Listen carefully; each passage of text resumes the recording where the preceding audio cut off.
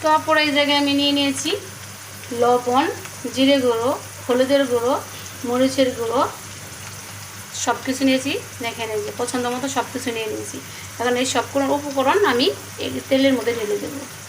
তেলের মধ্যে ঢেলে দিয়ে আমি সুন্দরভাবে এটা কষিয়ে নেব। সুন্দরভাবে কষিয়ে নেওয়ার পরে এই জায়গায় আমি হালকা পরিমাণ মতো অল্প একটু পানি দেবো। অল্প একটু পানি দিয়ে নিলাম। পানি দিয়ে মশলাটাকে ভালোভাবে আমি কষিয়ে নেব, সুন্দরভাবে কষিয়ে নেব।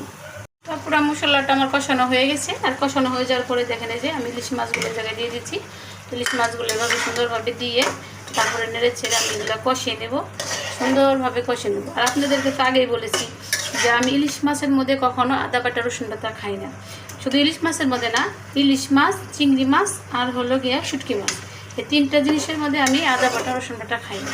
এই তিনটা জিনিসের মধ্যে যদি আদা বাটা আর হলুদ, আদা বাটা আর যদি রসুন বাটা ব্যবহার করি তাহলে আমার মনে হয় যে মাছের ফ্লেভারটা থাকে না। তাই মাছের ফ্লেভারটা থাকার জন্য আমি তিনটা জিনিসের মধ্যে কখনো আদা রসুন বাটা ইউজ করি না।